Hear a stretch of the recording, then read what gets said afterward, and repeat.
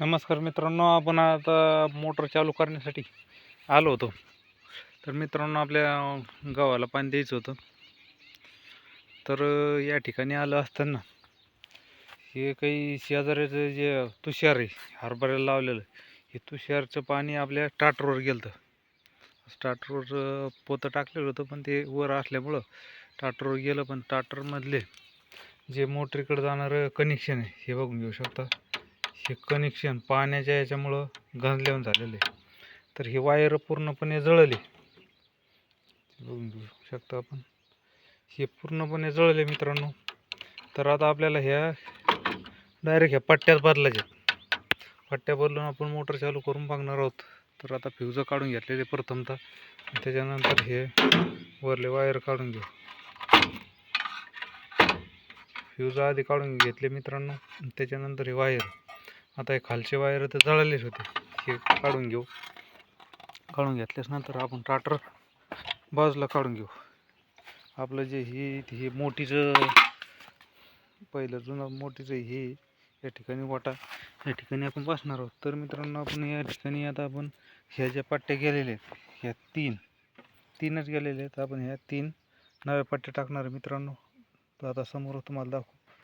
तर ह्या पट्ट्या टाकण्यासाठी मित्रांनो, आपल्याला प्रथमतः आपल्याला हे रिले आहे, हे रिलेचे 4 नट, हे आतले 3 नट खोलून घ्यायचे.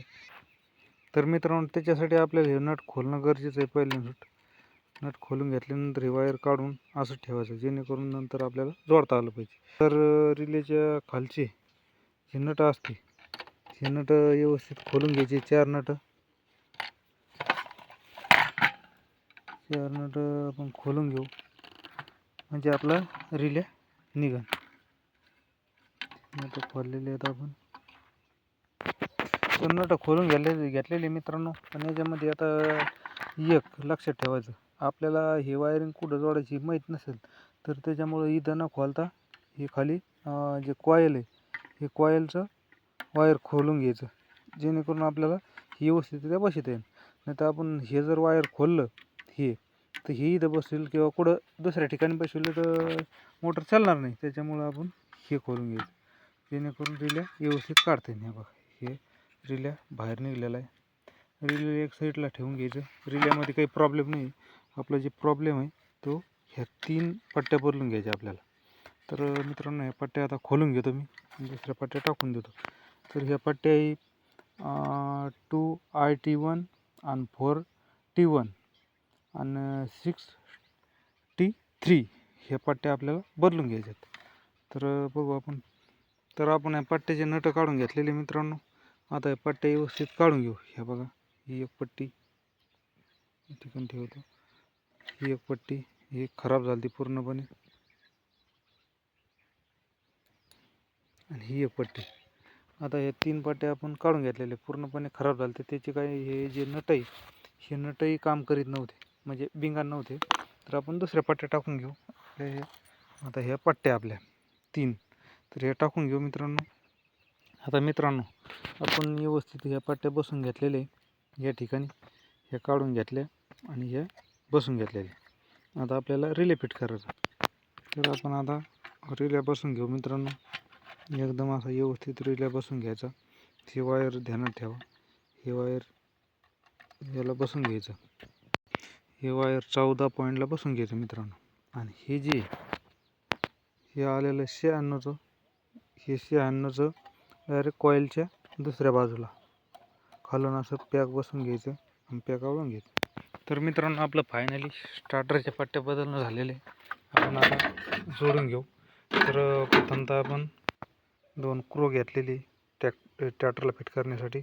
तर आपण स्टार्टरच्या पहिले फिटिंग करून घेऊ, जेणेकरून स्टार्टर इकडं तिकडं पडणार नाही.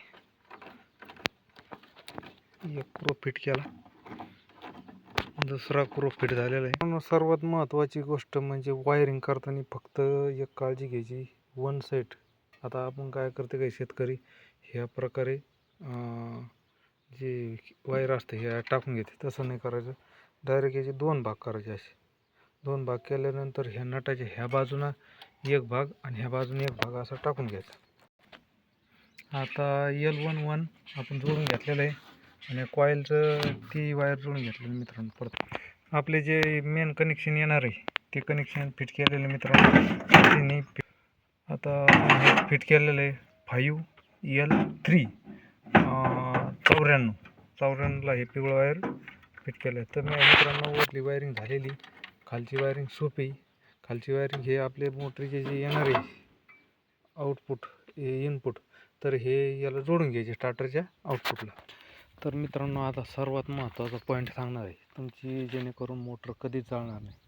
तर पॉईंट म्हणजे मित्रांनो असं 10 ते 15 फूट वायर घ्यायचं लंब, आणि हे वायर याला जोडल्याच्या नंतर जे हे म्हणजे जॉईंट द्यायचं मित्रांनो. 10 फुटाचा जॉईंट द्यायचा. जॉईंट त्याला मोटरला काही प्रॉब्लेम आला तर हे जे खालून जाणारं कनेक्शन आहे हे दोन्हीचा जॉईंट असल्यामुळं ते तिथं पकडून ते एक वायर जळतं, पण मोटर जळत नाही. हे डायरेक्ट वायर मोटरकडून येणारं टाटरला फिट नाही करायचं. एक दोन्हीच्या मध्ये 10 फुटावर एक जॉईंट करायचं, जेणेकरून ते मोटरला काही प्रॉब्लेम आला तर तो जॉईंट जळतो, मोटरला काही प्रॉब्लेम येत नाही. तर आपण जॉईंट देऊन घेणार आहे. तर मित्रांनो हे वायर जोडून घेतलेले बरोबर आपण, त्याच्यानंतर जॉईंट देऊन घेतले. आता चिकट टेप लावून घेऊ. तर मित्रांनो आता घेऊ आपण फ्यूज टाकून. वायरिंग पूर्ण झालेली, फ्यूज टाकून घेतलेली. तर आता मोटर चालू करून बघू मित्रांनो. व्यवस्थितरित्या बघा चालू झालेली.